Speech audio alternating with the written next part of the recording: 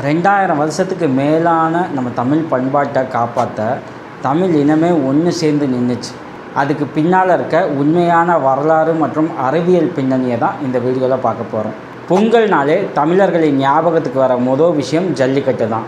அலங்காநல்லூர், பாலமேடு, அவனியாபுரம், கீரனூர்னு தமிழ்நாட்டோட மூலை முடுக்கெல்லாம் இந்த ஜல்லிக்கட்டு மிக பிரம்மாண்டமாக நடைபெறும். இது சாதாரண விளையாட்டு இல்லை பொழுதுபோக்கு அப்படின்னு நினைக்க வேண்டாம். இது தமிழர்களோட பண்பாடு. ஜல்லிக்கட்டு அப்படிங்கிறது வெறும் வீர விளையாட்டுன்னு மட்டும் ஒதுக்கிட முடியாது. இது நமக்கு உணவளிக்கிற விவசாயத்துக்கும் இயற்கைக்கும் நாம் திருப்பி செலுத்தும் நன்றி கடன். சங்க இலக்கியம் தொடங்கி சிந்து சமவெளி நாகரிகம் வரைக்கும் ஏறு தழுவுதல் குறித்த பல குறிப்புகள் இருக்குது. ஏன்னா ஜல்லிக்கட்டு அப்படிங்கிறது இன்றைக்கி தொடங்கின விளையாட்டு கிடையாது. இது பாரம்பரியமாக நம்மளோட முன்னோர்கள் காலத்திலேருந்து வந்துக்கிட்டு இருக்க ஒரு மிகப்பெரிய விளையாட்டு. ஜல்லிக்கட்டில் சீறி வர காலை அடக்கிற அந்த இளைஞனுக்கு சமூகத்தில் தனி மரியாதையே இருக்குது. இன்னும் கொஞ்ச நாள் முன்னாடி காலை அடக்கிறவனுக்கு தான் பொண்ணு அப்படின்னு ஒரு ஆண்மகனோட வீரத்தை இந்த ஜல்லிக்கட்டு மூலியமாக தான் அளக்க ஆரம்பித்தாங்க. சும்மா இல்லைங்க, அப்படியான காலை அடக்க முடிஞ்ச ஒருத்தனால தான் மனைவியை ஓரளவுக்காவது சமாளிக்க முடியும் அப்படின்னு இந்த சமூகம் நம்புது.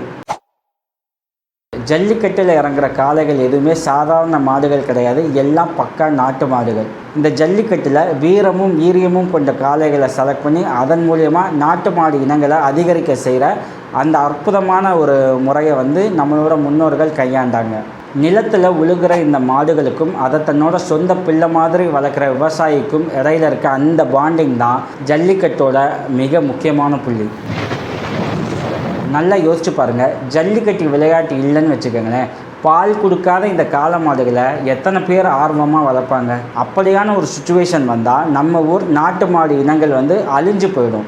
இதை பாதுகாக்க தான் இந்த ஜல்லிக்கட்டு மிக முக்கியமாக இருக்குது. நம்ம முன்னோர்கள் பயன்படுத்திய கால்நடை வளர்ப்பு முறையும் இயற்கையும் அடுத்த தலைமுறைக்கு அப்படியே அலங்காமல் கொண்டு போகிற ஒரு முக்கியமான அறம் தான் இந்த ஜல்லிக்கட்டு. கொஞ்சம் ஓல்டு டைலாக் தான், பட் கோல்டு டைலாக். நம்ம முன்னோர்கள் ஒன்றும் முட்டாள்கள் இல்லை. ஜல்லிக்கட்டு அப்படிங்கிறது கிரவுண்டில் இறங்கி கொஞ்ச நேரம் விளையாடுற விளையாட்டு கிடையாதுங்க. அது நம்ம வாழ்வியல், வரலாறு மற்றும் இயற்கையோடு சேர்ந்து வாழும் முறை. இனிமேல் நீங்கள் ஜல்லிக்கட்டை எப்போ பார்த்தாலும் இது காளைக்கும் வீரனுக்கும் இடையில நடக்கிற போட்டின்னு நினைக்காதீங்க. 2000 வருஷத்துக்கு முன்னாடி பழமையான தமிழ் இனத்தோட அடையாளம் அப்படின்னு நினச்சி பாருங்கள். உங்களில் எத்தனை பேர் ஜல்லிக்கட்டை நேரில் பார்த்துருக்கீங்க அப்படின்னு கமெண்ட் பண்ணுங்கள். தேங்க்யூ.